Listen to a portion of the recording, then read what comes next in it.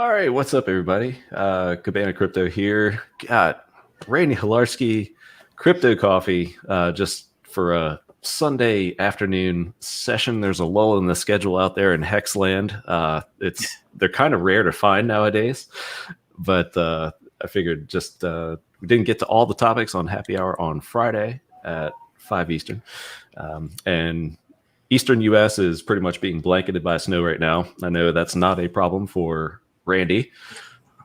Same here. Same in Chicago. Yeah. Did you guys get a blast of it though, or no? I'm looking outside my window right now. It's coming down. It hasn't stopped since Monday, really, and probably got about a foot at this point. Oh wow. Yeah, we're gonna get I think 8 inches or something like that. So yeah, it just started this morning, but yeah, Randy's got inches of sand down there along the seashore. That's all we have. Plenty of it. Yeah, so I just wanted to bring a couple things up, and I don't intend for this to be a really long show, but this week, Randy and I were talking in the green room. It's been such a busy week in crypto and HEX, really, and just wanted to run through a couple topics. I guess first with coffee, I think we pretty much touched on Staker app. I mean, we've got the release. It's slowly rolling out. And I think you said you were actually doing pretty decent with referrals too. Is that right? Has that kept going? And how's the experience been? Yeah, I think I got maybe 6 people right now, and I'm just starting out, right? So, and I think everybody should have the app by now. So I think from what I heard, even the iOS guys, which are usually a little bit later to the party, like myself, they actually have it in the App Store. It's official. So get out there and start shilling because it's really awesome. It's really like a lot of breakthrough features. I wrote an article about it, made a video, and I think that's where the referrals are coming from. Also, staker.coffee right below.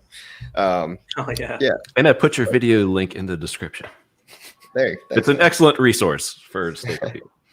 Yeah. So what do I think about it? I mean, it's incredible. Was that the question? I mean, it's got USD conversion to crypto. Like that's huge. And then the replace fee with crypto of your choice feature is probably the most revolutionary feature because I don't know of any other app doing that right now.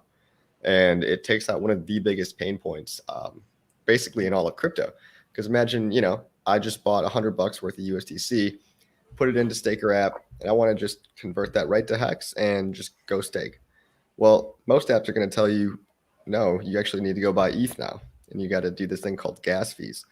So, I want to be able to pay my gas fee with whatever currency. I don't want to have to buy a third thing to exchange one thing for another thing. It's just terrible, terrible UX. And so that's, I think, what I'm actually most excited about. It's all amazing, but that little feature right there is, I think, much bigger than people realize. And are people able to already purchase USDC or HEX or not HEX, but ETH in the app currently? Is it working? Yeah, I mean, well, it's they use exchange partners, right? So they link you out to either Ramp, Indocoin, or Transact. There's 3 partners, and it comes up within a web view in the app. So technically, you're using a different service, but it makes it so you never have to leave the app. You can pay with credit card, debit card. If one option doesn't work for you, you can try one of the other 2, right? So it's good to have options. Because I've been onboarding people, but I'm still taking the traditional route, telling them to go Coinbase, get some HEX, then send it to the address within the app. That's the route. Because I didn't know if the actual on-ramps were working yet. Oh yeah, it's actually a fully one-stop shop, so you can do everything in Staker.app.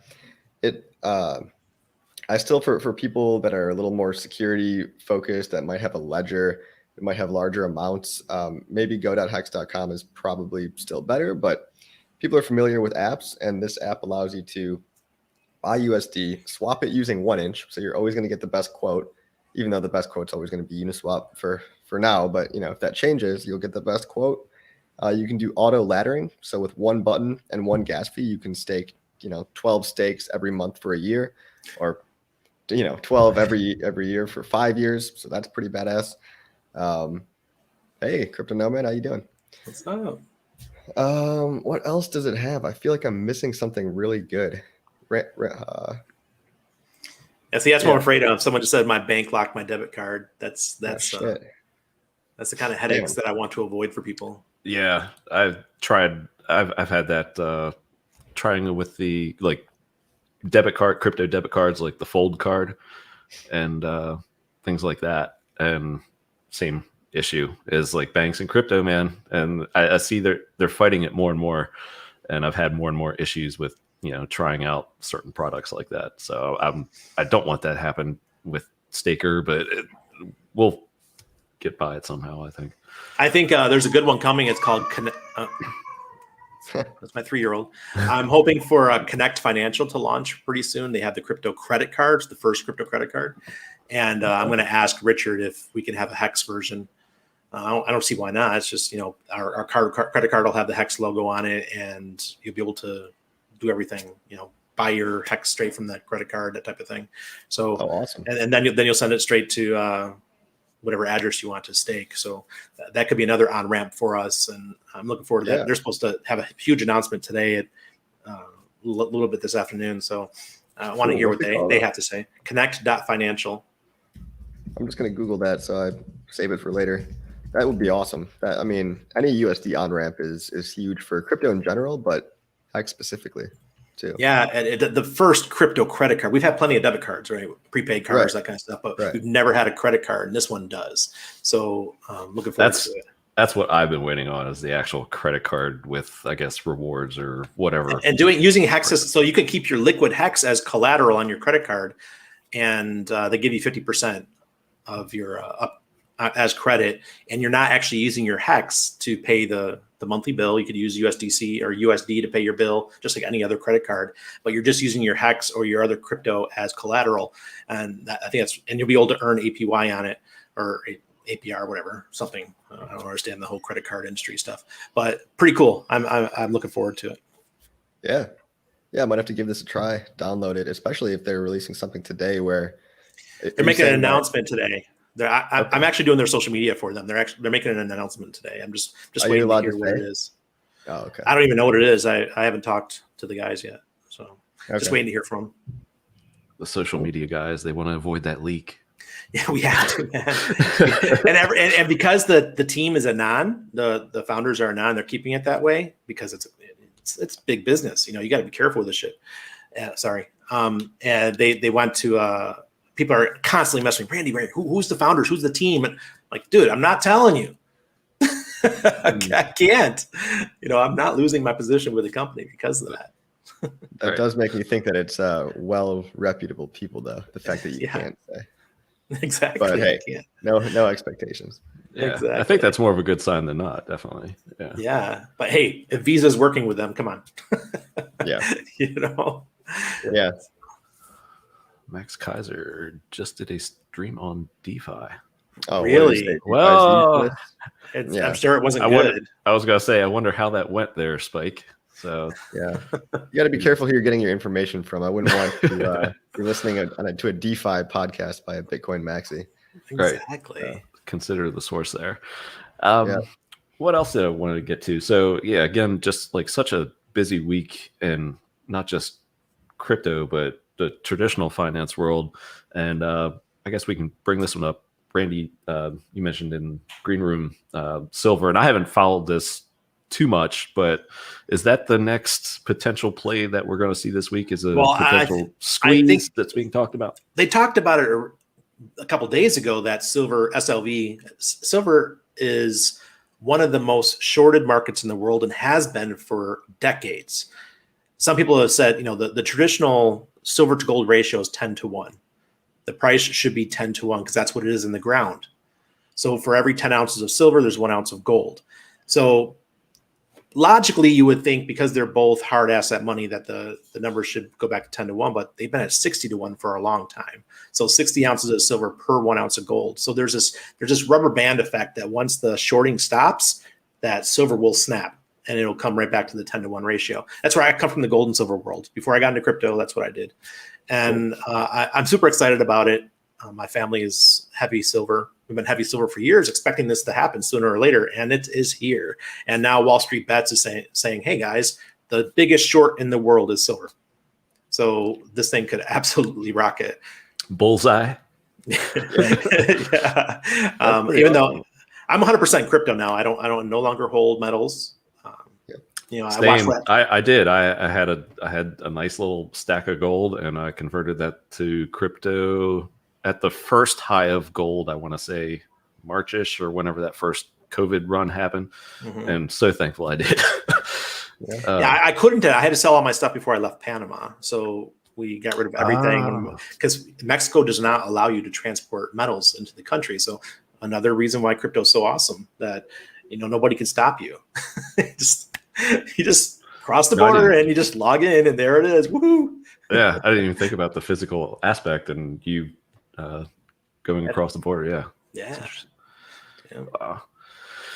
All right, so that's the silver part of it. Now let's go back to where it all began, or kind of was the GameStop, Robinhood fiasco, and I described this the other day as like, what more perfect opportunity for a crypto onboard than this stuff that's happening with traditional finance and the gatekeeping of retail, in a sense, and getting away from that. That's why we've seen Uniswap just moon, over the past just day or so. So I'll just throw it out there. What effects, I'd say short and or long term, could you see this having on crypto? Is it something that it's kind of just a one and done, or just maybe it happens for the next week or two, or could this go through out potentially the year, and it could be a slow, nice, steady process for crypto that's definitely bullish for the entire space? You want me to take this one, Crypto Coffee? Yeah, go ahead. You can start. Yeah, go for it. Yeah. Okay. So the spillover I think is going to happen. You got all these people. Wall Street Bets obviously is into crypto, and they've influenced a lot of what's happening. You see what just happened to Dogecoin, going absolutely crazy, and those who jumped into the pump were idiots. I just, if you didn't already hodl, you saw I tweeted yesterday. I said, if you didn't already hodl Doge or Dogecoin, whatever you want to call it, you're an idiot jumping into this, because that is no different than going to the casino and betting everything on 13. It's like it's that's how it was. Hexidente, what's up, brother? What's up, guys? Talking some Doge. Okay. So everything it's spilling over, and you got people talking about crypto. You got Elon Musk talking about it. And you got Soulja Boy talking about crypto, even though he has no idea what he's talking about. It's cringe watching what he's saying. Yeah. But there's this. It's true that 70% of people, all these Coinbase accounts that are opening, thousands are being opened every day right now. 70% of people who open a Coinbase account end up owning other cryptos besides Bitcoin. So there's going to be a spillover, and it's going to be huge, not just for us and HEX, but for any of the top 100 altcoins, because that's where people go first. That's like the first page of Google, right? Yeah. I think that's what I've always said. Okay. We need to make sure people can find HEX, though, because it's not on the centralized exchanges. It's on Uniswap, and I'm not following it too closely, but I do follow Wall Street Bets guy, chairman, or whoever that meme account is on Twitter that got so popular. The guy went from 50,000 followers to 500,000 followers because Elon Musk retweeted one of his things, and so now he's tweeting like, this is a movement kind of stuff, and it's like, holy shit, maybe it kind of is, right? And so he actually tweeted out, Ethereum and DeFi is what we're looking into next. And I'm like, great. So somebody probably told him about Uniswap. If only somebody could tell them that there's more gatekeeping on top of Uniswap, like how HEX is being gatekept. I think Wall Street Bets would love to pump HEX, because what it is really is, I see it more of like a social movement that's representative of an underlying kind of feeling that, the system doesn't have your best interests at heart, whatever system it might be. In this case, it's the hedge funds, the financial institutions trying to keep down the little guy. But, in the future, there's also corruption in crypto, right? So the big institutions right now, which are your Binances and your Coinbases, are doing the opposite of what crypto is invented for. So if we could relay that message to the Wall Street Bets degens, I think they would love to degen into HEX, and I'm all for it. And I'm here to help pump everyone's bag. So if you guys are out there watching, let's let some of that money trickle into HEX. It's actually being gatekept on even Coin Market Cap and CoinGecko. So that's why you're not seeing it there. But it's a top 15 coin, and it's relatively low liquidity. So, I mean, we could pump that thing 10 times higher than Doge with the same amount of money. So probably more. Yeah, I saw a tweet this morning. I don't know if it was from Zero Hedge or what, but it was the potential money coming into the market courtesy of a platform like Wall Street Bets, and just say 5,000 USD per account on average, plus supposedly a $1,400 stimulus. Add all that together times the users, and it was like the tens of billions of dollars. And 54 billion. Yeah, there you go. You saw it. And it's like, okay, that's billion with a B. And you look at the spreadsheet for HEX, and just not even a fraction, just, a hair of that could move HEX, just put it moon forever. Yeah, we just got to make sure people see it and that they can find it, So they need to. We need help on. Go ahead. Coffee, how many people have asked you, and Hexidente, how many people have asked you guys this week to help them set up crypto accounts? I've had five people this week. Oh man, I've only had one, but it's kind of slow. I haven't had any, but this is the tell for me is I don't go on Facebook that much anymore, but in my news feed, I'll check it, say once an evening. I saw 3 different Dogecoin posts about people owning Doge. Yep. Exactly, Randy. And I was sickened by it. And I didn't comment because I'm just like, oh my gosh. And I'm just thinking like, you have your money in that, or I think 1 or 2 of them had it from 2017, never got rid of it. And it's just like, you could have been doing so much more with that over time. And even now, like the opportunity is so great after this pump. I mean, it's sold off a little bit, but I was just like, okay, we're if Doge is coming into my normal non-crypto Facebook feed, awareness is picking up for sure. Well, it's a meme coin, right? And all these stocks were meme stocks, and so maybe that's why it's all just fun and silly until people realize their actual power to buy something of actual value. That's not just a fork of a fork. And I think it is fun and it's funny, and I'm not mad at or upset at all about the people that made money on Doge. Good for you. I'm happy absolutely. that you made it 6x, 7x. Would not recommend buying at the top because I really don't see a long-term demand for Doge. Why even use it when you've got Litecoin, Bitcoin, so many other coins that do the exact same thing? But if some of that money were to trickle into something where people can actually lock it up and create these new price floors, and that create this staggering, step ladder effect. It's like, because some portion of people that ape into HEX will actually learn about what it is. Most people probably won't, but the portion that do are going to help create a new bottom. And that's what happens every time, because you get these new holders of last resort in HEX much more frequently. I think because people actually have an incentive to hold it. So, Ed, did you see that Elon Musk tweeted Ethereum? He just said Ethereum. Oh, again? Nice. No, just that one time. But I mean, that in itself, I'm like, and the Wall Street Bets guys, there's one guy that has Wall Street Bets chairman that isn't even connected to Wall Street Bets, but he's got almost 1 million on Twitter, but he posts a lot of the same stuff. But then I hear that they might have 10 million Reddit people on that account by the end of and they had, I think, 5 million on Friday, something like that. And so yeah, they were talking about 64 billion in dry powder. It would basically make them one of the biggest, a big hedge fund that's powerful. And if they could, they can move that around. Yeah, it's just like the world's first decentralized hedge fund, and it's on Reddit. I mean, this is exactly what crypto is all about, like power to the people, like the hive mind acting as one. It's just going to be hard to coordinate, I think. So everyone's going to be talking about, like, how do you all get 10 million people on a Reddit thread to align on one thing to ape into? I tried to find it, like what they were going to go into, but I couldn't. It was too much stuff.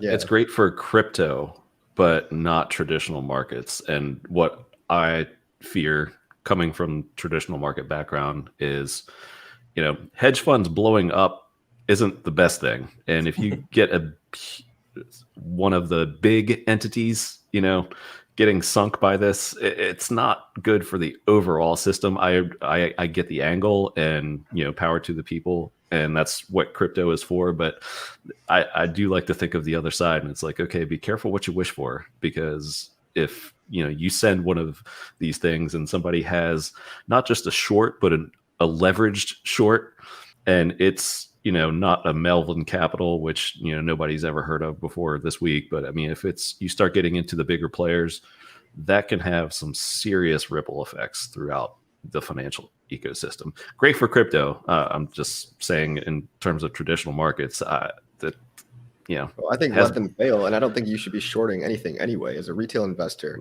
you probably don't know what you're doing, and on top of that, you shouldn't be shorting in general, because I mean, if we want to even talk about the ethics of shorting, I think everyone should just buy everything and hold it forever. Like, that's how things grow. We don't want to vote with money that we don't have on what company we should try to sink. So it's all this bully capital that I really don't feel bad for these hedge funds at all. Let them fail. What's going to happen? They're going to act like it's a big deal and how it affects you. I mean, I don't think you should be putting your money into government. Never mind. I'm not a financial advisor. But crypto's the way out, that's long story short. I agree with that. Yeah. But I was just going to say the pinch, like, okay, who's going to be a loser? These hedge funds that are controlling people's pensions that are old. Right. What if they just tank? I think if you have a pension, you should try to get out of it. That's why I'm saying, why would you listen to a 27-year-old kid about that, right? Like, fuck, who cares? Don't listen to me, guys. Me neither. It's not like I did that or anything, but no, but but everyone who's already in doesn't know, and that I think that's the point that I was like making, is like these people are locked in. So what happens to their assets when crypto wasn't around, in their minds, 5-10 years ago, even though obviously it was, but the ripple effects in traditional markets. Ripple effect, no pun intended. Hey, Johnny Chaos, yeah. Hey guys, I had a really good meeting last night with, I don't know if you guys have ever heard of it, called the Decentralized Dance Party, DDP. No. These Is guys, it with that Swiss guy? I know yoga, DDT yoga. These guys they're out of Vancouver, I believe, Vancouver, Canada, and they travel around the world and they do decentralized dance parties. They get everyone together and they have boom boxes, and they dress up, and it's crazy. But their coin is Doge. They are all about Doge, and they've been preaching it for years. And the CEO last night, he's funny as hell. We had a great conversation, and he was telling me that they're coming out with these new NFTs that are Dogecoin NFTs. That says "In Doge We Trust" on the top of the NFT and all this kind of stuff. These guys have hundreds of thousands of followers, and they're all about crypto. So I was talking to him. I was like, "Look, I mean, you guys got a big community, and your demographic is between 20 and 40, and you guys are going to have a lot of influence in the crypto space." So we were talking about HEX. I said, "Hey man, you guys are all about colors and really funny outfits and stuff. You should look at the HEX because our logo is amazing." So it's just one of those things. We got a lot of people coming on board right now that if we influence correctly and we don't piss in their Wheaties, we might be able to win a lot of people over. And Coffee and I know what happened the other day with one of my clients, and it didn't go over too well because they were pissing in our Wheaties. And I pissed back, and everyone pissed back, right? And I got stuck in the middle. This is my client, and then I got my community over here, and I'm like, oh shit, So I just wanted to it's all smoothed over now, but I was calling it good cop, bad cop, and there are a lot of bad cops, and thankfully Coffee was the good cop. And I don't want to get too far into it, but that was one of the last items on my list for you, Coffee, that I didn't get to ask you about on Friday. Is I know you sent that party, I guess, some information or had a conversation. How'd that go? Have we heard anything back? Because last I read that they were going to update their analysis, perhaps. Yeah, well, that's what I was told, and I hope that doesn't mean updated in terms of, hey, look at this idiot Crypto Coffee, look what he said. I hope I actually change. Now your face is associated with. Yeah, they draw little devil horns on my head, like like they did with Richard. But no, I was talking to it's the crypto vigilante, which I guess is different than the dollar vigilante. I wasn't really familiar with it. I'm sure Randy's much more so, but Two separate entities. Yeah, okay. Weird, but two separate entities. This Raphael guy, I believe, is some kind of important person on that team. He's one of the two, right? He's an analyst. Yeah. Yeah. So there's two analysts, I believe, and yeah, he's one of the two. Yep. Yeah. And so he, we were going through a little Twitter battle, and I was like, whoa, guys, let's not go for name calling. Let me try to actually, like, if anybody actually wants to learn, let me know. And then Raphael said, well, DM me. I said, sure. So he was basically like, hey, you should try to convince me why HEX is good.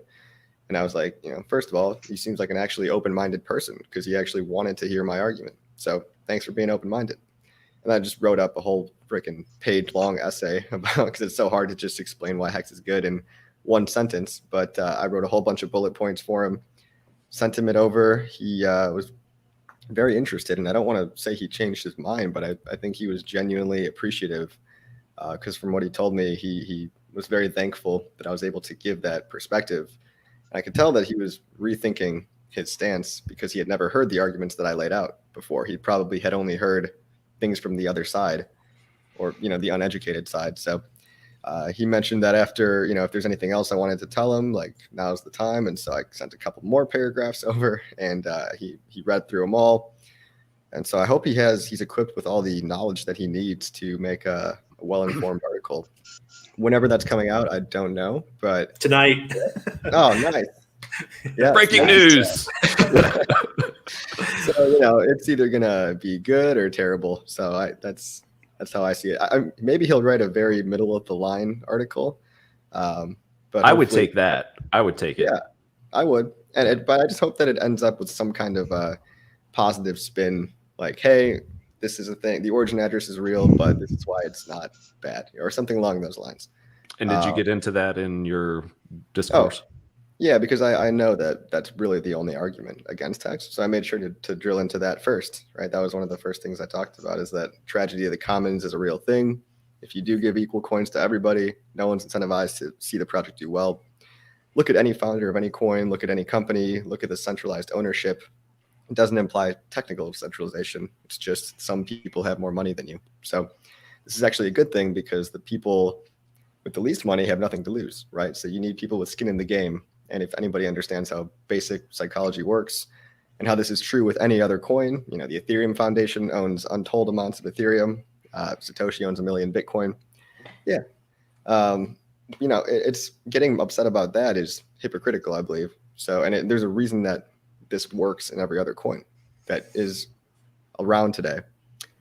So I brought look at Charlie Lee. He was so big into LTC until it hit its high, and now it's just crickets from him.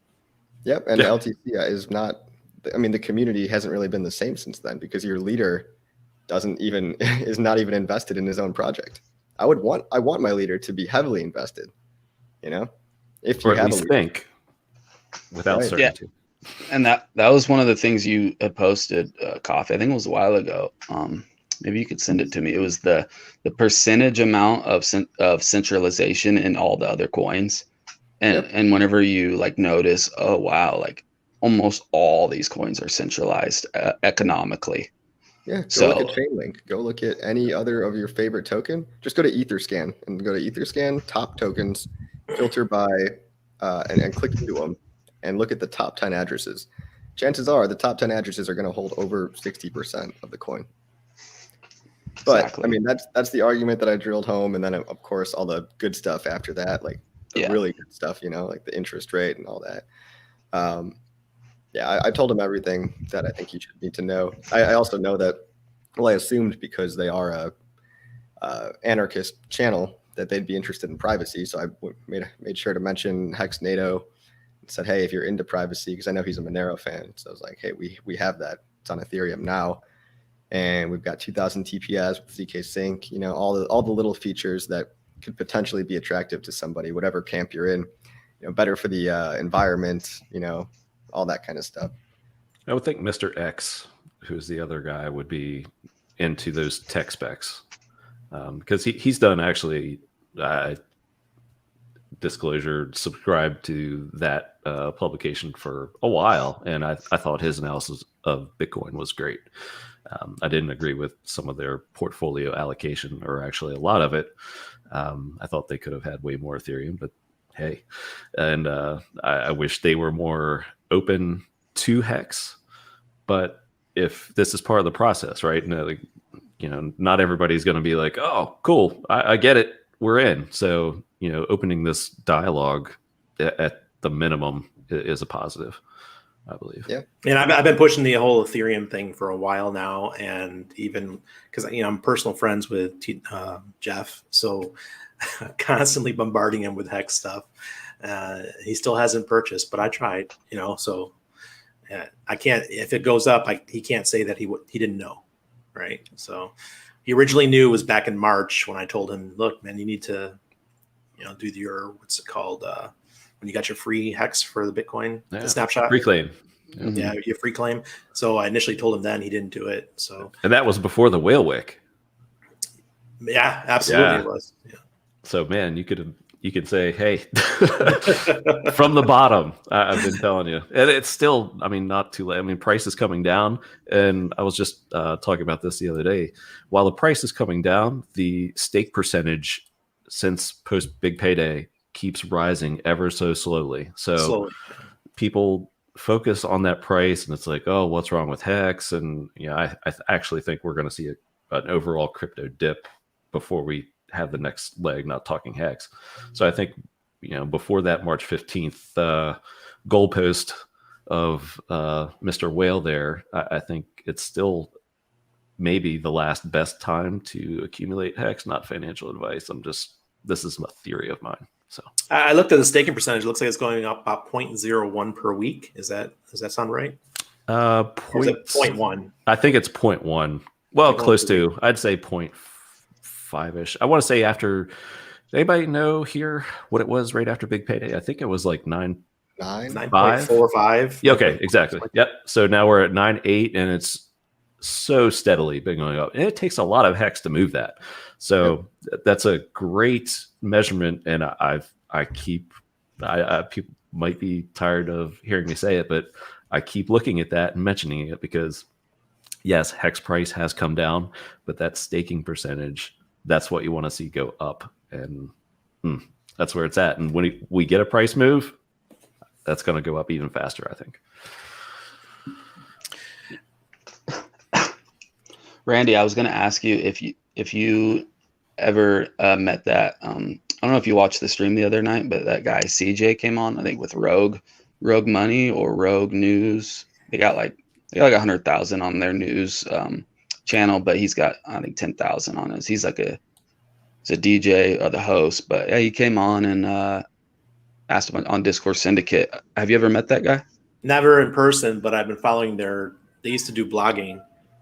And I used to follow their blogs, especially back in the gold and silver days. So they've been around a while.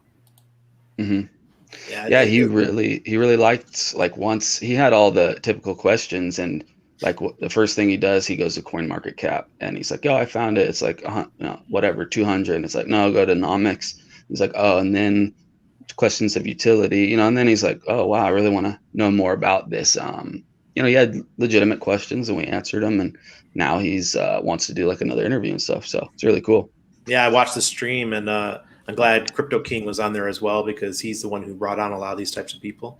And he was the one who did the original tweet saying that Richard would be willing to go on the event that's coming up this week with my client. So he's awesome. Yeah, he is. I want to do a stream with him because he's a fellow veteran as well. We could talk Navy shit, Hey. Oh yeah. Motley's here. Yeah. What's up, guys? Yeah. What's up, bro? I know I got guess where Motley is. The gym. Motley's getting yoked. Getting yoked. So I know I got background noise, so I'm just going to cut in when I got something to say real quick. But I know it's a little bit of backtracking. How's my audio sound, first of all? Okay. We can hear you great. Yeah. Good. Okay. All right. So I wanted to touch on a point you guys were talking about earlier when I came on, like about the pensions and 401ks and stuff, kind of like, why are you even still in them these days? I know for military members, at least active duty, I'm not sure about former military members, they passed an act called the COVID Relief Act, and they have 3 different clauses where you can actually get out of. For the military, we have what's called TSP, Thrift Savings Plan, and it's essentially like our 401k and pension plan. And they passed the COVID Relief Act, where you can actually get out of your TSP with no penalties or early withdrawal fees if you are either one, infected with COVID-19. I guess I shouldn't say it. Infected with the virus, or it's negatively impacted your business or your profits for this year. And then there was like a third clause. So I know we have a pretty large active duty military and HEX. So if any of those things apply to you, you can actually get out of your TSP without any fees or any charges this year, and you can allocate it wherever you want. So like I dumped mine into HEX. I dumped about like 30,000, and earlier this year, back when we were like 0.003. So any active duty military members can use the COVID Relief Act and not taking any penalties. Wow. Yeah, that's smart. And it has affected most people one way or another. So I think everyone should really qualify for it. Yeah, they left it broad enough where about pretty much anyone can use it. Yeah. That's awesome. Well, thanks for chiming in there, Motley. Yeah, great to know. I don't qualify, but yeah. Amazing. It might not just be military too. I'm going to look into it after the stream. It could be a widespread thing. I'll have to look into it more. I'll get back to you guys on that.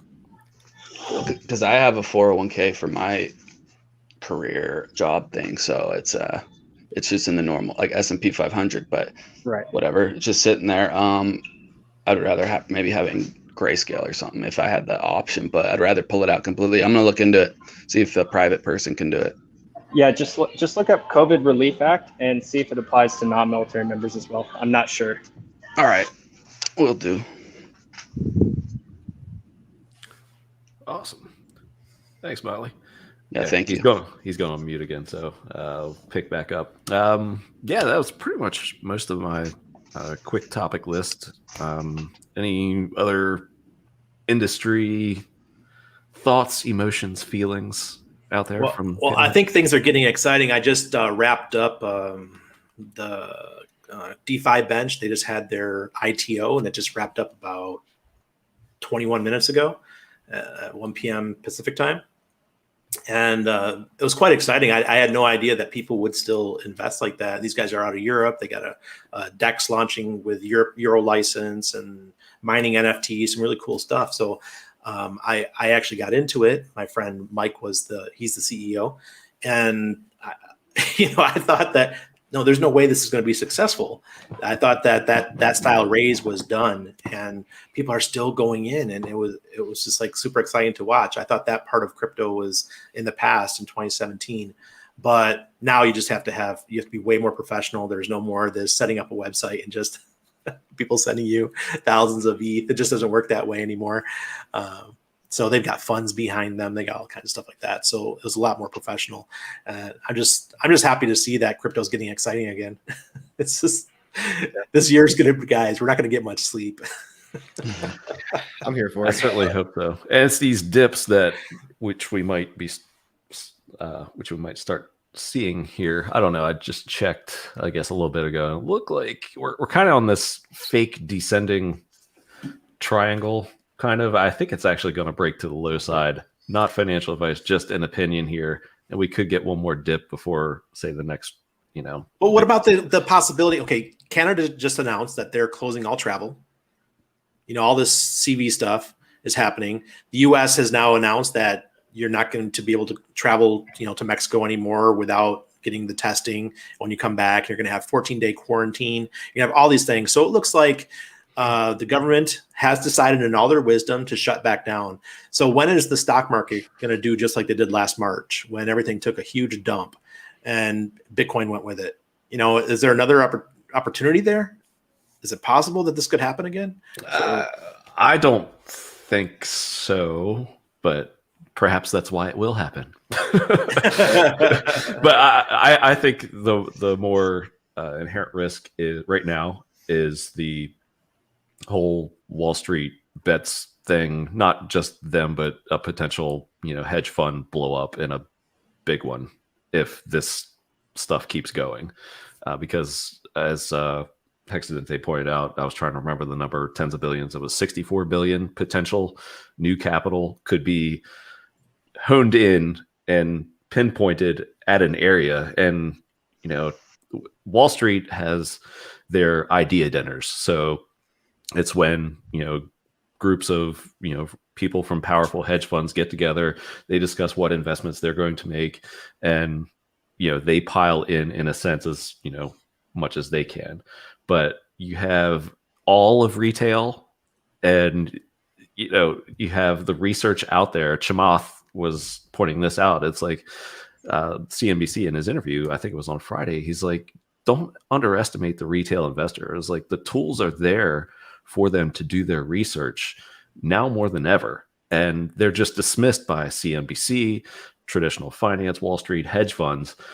And the research is there. So if you have a rallying point, whether it be Reddit or some sort of other website, pointing them in a direction, be like, okay, silver's next, or something like that, that is quite powerful. And especially if some of these guys are not just short, but over leveraged.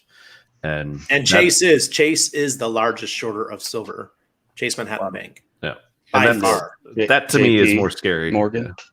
JP Morgan, that's what JP Morgan Chase, I guess, is it used to be correct order. Yeah. They all merged together, all those. Put all the names in a line. Yeah. Yeah, that's like the biggest thing with the silver, is that what they've done with it is that they won't buy physical silver. They have these paper, you know, silver basically documents that they print, you know, millions of them, way more than this amount of silver they own. And then whenever the price of silver comes up, they can just sell the basically the paper. And if they're talking about it would be a giant squeeze, but if they could do it to where they could make JP Morgan start buy physical silver instead of the notes, like if the notes are all bought up, but they're just reprinting them too. So it's like, it would be probably the biggest one ever, but it needs to be coordinated. And then I don't really like to play that game, but it is, you know, I want to see the small guys win and have a chance. And, you know, DeFi is where it's at with that, but yeah, it's exciting. I don't think you get much change in history unless the people are actually pissed off. And so if we let JP Morgan fail and they get bailed out again, which they probably would, that might just be a catalyst for people to kind of wake up and realize that we need alternatives, right? So kind of just like how Bitcoin was created in 2008, right after, I mean, even in the Genesis block was, you know, chancellor on the brink of second bailouts, right? This could just be another economic catalyst for people to start changing their values when it comes to what they're invested in. Maybe, or maybe not. Well, at least people are thinking about it. You know, like the veil just got lifted a little bit, and now people are seeing like, whoa, who's pulling the strings back here? Yep. Hey, Motley, you had something? Yeah, I got you. So Wall Street bets, it's pretty much nothing more than what we've seen in crypto already, right? Like these pump and dump groups we used to have back in 2017, late 2016. It was the exact same thing. Like they saw these shorts in the market. They take advantage. They buy beforehand, preload, and then they get everyone else rally behind them, grab up all the stock, grab all the cryptocurrency, and then eventually they would dump it, which is inevitably going to happen with Wall Street bets. Like Cabana was saying, you can do these things when you're actually able to funnel a lot of economic mass into one direction. But the problem with this is, as the traditional finance starts to cinch down on all the different outlets that these new investors have, like Robinhood, when you take away the buy button and you do all these other restrictions, then eventually you're going to cause panic. You're going to cause that funneling of energy to be dispersed across 5, 6, 7 different things. And eventually it's going to fizzle out, just like we see in the crypto world. So it was cool to see that take place in the traditional finance. But at this point, it's like that one thing to just bring forward to light all the manipulation that's already in the traditional markets to begin with. It just brings it to bear for everyone else that might have not been familiar with it in the past. Yeah, this is where I agree with Peter Schiff. The only thing I agree with him on is he's been calling this silver squeeze for a long, long time. Yeah. And what's funny is it may not happen if it does happen because of it. It won't happen because of his, I guess, fundamental analysis. It's going to happen because of a more crypto-oriented style movement, which is the irony, right? It would take silver to new heights, which would be hilarious, in my opinion. Well, that's what I was wondering, if the people even have the enough mass to basically buy up all the paper silver and then force these Right. JP Morgan to buy physical. And that's a delivered great silver. point. That's a great point, because it is a different ball game because of exactly what you brought up earlier, is that paper aspect and not being accounted for, on the physical side. And I think is it to a lesser degree on gold. I'm not too much of an expert, but I thought silver was lesser. Silver's got tons of paper on it. Yeah, silver was the most. Yeah, and that's what I thought. Okay. Like I said, we were at 60 to 1, 60 ounces to 1 ounce of gold. So wow. Traditionally, it's 10 to 1. So we have 50 ounces to go to squeeze just to get back to normal. It's also a much larger market than like what they did with GameStop. So it's hard to move. Yep. Yeah. Oh, it's old too. I mean, it's silver's an old dog, Yeah, I mean, it's kind of like they're aiming for the moon after, shooting a rocket up 100 feet in the air. It's like silver is a totally different ball game. It's like GameStop and these what was the other one, AMC, and those type of small float kind of names to where they can be moved. It's like a garbage crypto name. You get enough people together, you can move the price. But if you're trying to move like an IBM or a Bitcoin or something, that's less likely to happen. Yeah, look what happened with Elon the other day. He tweeted Bitcoin, it went up 20%, right, or 15%, something like that. Yep. Yeah, there we go. Yeah, it's awesome to have those guys like him and Chamath. Listen to those two guys. Chamath is awesome. I didn't even really know about him until recently, but he's like the forerunner. Nobody knew about him. I've heard that so many times. Nobody knew about Chamath, but he's like one of the biggest owners of Bitcoin. He's been there for like insane billionaire, insane. He owns so much. It's like the origin. He's the Bitcoin origin, or one of them, But oh my gosh, I disagree with them on a few things politically, and I was not a fan. But when he started talking economics, he's a billionaire for a reason, and very super intelligent. And I do like a lot of things that he does have to say. And that's just a lesson for everybody out there, is you may not agree with someone politically, but listen to everything they have to say. Just give them a listen, because you can find some common ground on some of these things. And what he's saying, was his California governorship run, is that a real thing?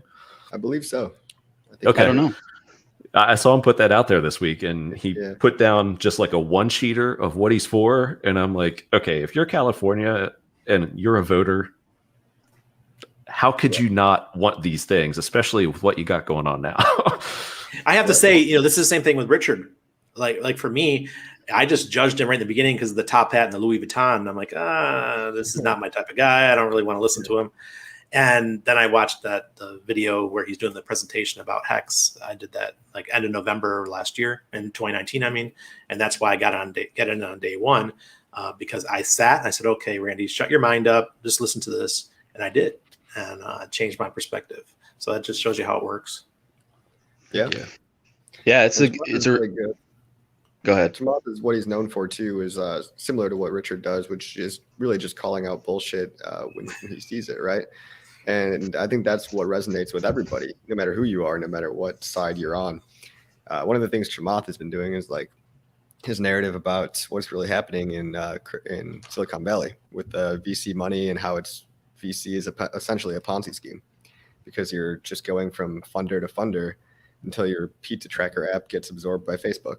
So, I mean, it's the same thing. And so he questions how much real value is being created. And he, like Richard, also talk a lot about playing these long-term games, which nobody seems to be doing anymore. Even the startups, their goal, their 3-year plan or their 5-year plan is to get bought out by a FANG company and basically just whore themselves out. So you're gonna say something about Hexidente? Oh yeah, I can't really remember exactly what it was, but it had something to do with the Chamath. Oh yeah, it's a really good tool to have and to learn it early, to because what happens with people is that say someone is using foul language or saying something that might be offensive or whatever, if you just totally write those people off, but it's like, well, what am I looking to those people in this specific like vein for? Well, financial, like, intellect, like, can they help me do this one thing? And then so can I, no matter of their language, they're this, they're that, I don't care, but can I extract value from them, from what they're saying, like from anything Richard says or any of these guys?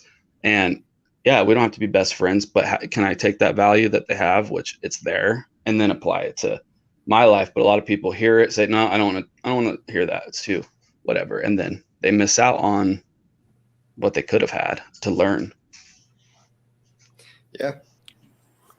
You gotta put your feelings aside, put your ego aside. If you don't like, the words somebody uses or the language, I mean, I think everyone's a little too soft nowadays in general, but Amen. Yeah. But I mean, if you don't have to agree with everybody on everything, and it's okay. Like, I disagree with Chamath, for example, about his stance on I'm starting to agree, but his stance on grad school and how MBAs are, the value of getting an MBA is becoming more and more questionable. I do think there's value in higher education, but I do think that there is another potential risk for you being in a lot of debt and not necessarily being the smartest person. Like, I've met a lot of MBAs that I don't respect or think are smart, but a lot of them that are way smarter than me. So that's just one example of how you don't have to agree. Let me tell you guys something. I've worked with over 40 projects since 2014, and I sit in these meetings with these MBAs, and here am I, a former nurse, telling them how to do their job. And it's really embarrassing that the education system is putting them on this pedestal. And I'm like, look, guys, I self-taught myself. I read books. I took courses on the internet, marketing courses, PR, and all that kind of stuff. And I'm sitting here educating you guys. This is an absolute shame.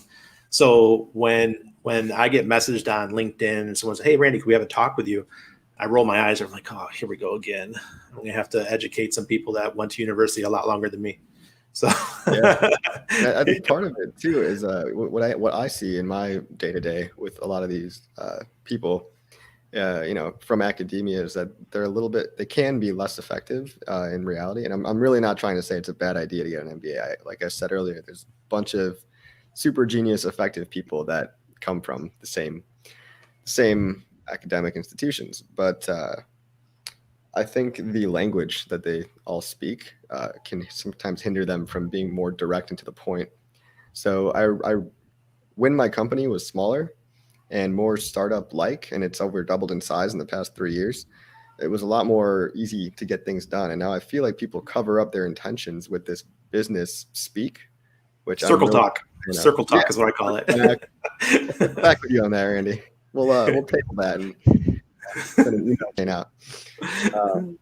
But yeah, it's just I think the way we talk needs to be more direct, shorter words, more to the point. I mean, that's something I learned from Richard too. I used to try to be verbose, but if people aren't going to understand what you want to do, they're not going to be able to get on board with you. So yeah, that's what Elon says too. That was like one of Tesla's like main things is don't add a bunch of like fancy big words, even though you can, into like they're real big on stuff like that. It's some of it. Yeah, go ahead. No, I agree. I think Amazon does this thing where they have in their monthly meetings or quarterly meetings, like they recommend that they send out the one pager of what the meeting is going to be about. And they say, hey, read this shit first. Don't come to the meeting unless you're going to read it.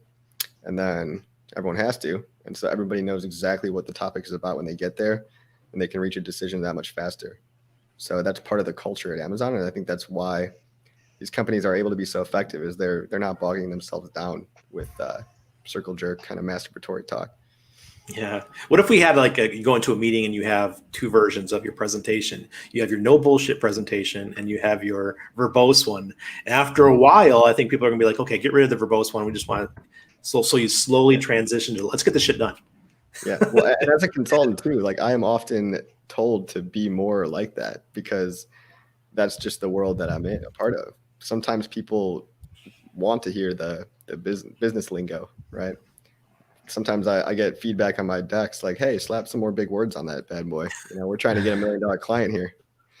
But, so I kind of, I don't know. My company is changing personally, but I guess this probably happens in other places too. And know your customer. Know your audience. Yeah, in that sense. Yeah. Not crypto. Hey guys, I can't stay much longer. I have a crypto meetup here. Yeah, I was going to ask you about that before we left because I went through the topic list and about ready to wrap. So go for it. Even though this whole CVs thing is happening around the world, Mexico seems to be still pretty open. So I'm going to an event tonight. We got about 40 people showing up, and it's a lot of local business owners who want to learn how to accept crypto. And my friend who wrote me he's the founder of Agorapoko, which is a fork of Anarchapulco. And he asked me to come help set up wallets tonight and show them how to do transactions and use QR codes and all that kind of stuff. So that's what I'm doing this evening. And of course, I'll be shilling HEX. I'll wear my Hex Force hat. So it's a beautiful location, looking out over one of the ports here. So looking forward to it. I got to be there at 4 p.m. Central. So awesome. Well, go around the room real quick. Where can we find you online, Randy? Because I think you're out of Twitter jail, right? Yeah, I'm out of Twitter jail. I got it back the day after the inauguration, right? Or something like that. It was, a miracle. You got pardoned. I got pardoned for for calling Trump and Biden scumbags, or whatever I said, and telling everyone to buy Hex. So it was kind of funny. But during that 5-month period, I did lose about 2,000 followers. That really hurt. But, wow. So Twitter's easiest, and I do have a new website. I have Randy. Is it your name? Yeah, Randy Hilarski. Yeah, and my website is Randy Crypto, as in lowercase RANDY, big crypto for all of my English friends, because you guys know what Randy means in English. And so we won't go too much into it because this is a family-friendly show. But so that's what I made my new website, randycrypto.com. That's on another channel. Yeah. We'll leave that for Discourse Syndicate. That's right. Hexidente. You can find me El Hexidente on Twitter, El Hexidente on Telegram, and at Staker app, it's staker.rocks. Oh, really? Cool. Check that out. Like, got the shill in there and everything. It's like this latest epidemic we've had in the Hex community, and Motley and Coffee are contributors of it. So I really feel I should speak out against this terrible behavior and stop shilling. And it's just, we're not doing any good here. No, I'm just kidding. But I could have my code right here too. Yeah, right. The only reason I'm not doing it is because I don't know how. But I'll probably just slap it on this background or something. Microsoft. You got the website there though. So. Yeah, so download staker.coffee. Follow me on Crypto Coffee 369 on literally everything, Twitter and YouTube mostly. Hex.com. Staker.coffee will change your life. It's free, iOS and Android. You have nothing to lose, everything to gain.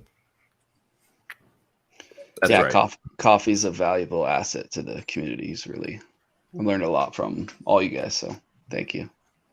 Thank you. All right, boys, and Hex Lover. Just try that website out. See what you find. But anyway, I'm messing with you guys. Actually, it does work. But and the domain was available. It was amazing. And thank you to Coffee for your tips on Twitter and YouTube for helping myself and other people, other Hexicans, set that stuff up. It's just a cool resource. So yeah, me too. I got mine. Yep. So follow Crypto Coffee 369. That's right. On Twitter. And he's all across the YouTubes, and his Staker app video is in the description too. So just want to say we're right at an hour, guys. So just thanks a lot. I wanted to cover a bunch of these topics because it was such a big week in crypto and finance. And like Randy said, it's going to be an exciting year for crypto and might be an exciting week all across the board. So thank you guys for coming on. Appreciate it. Sure thing. Definitely. Cheers. Thank you for having me. Thank you. Thanks, Motley.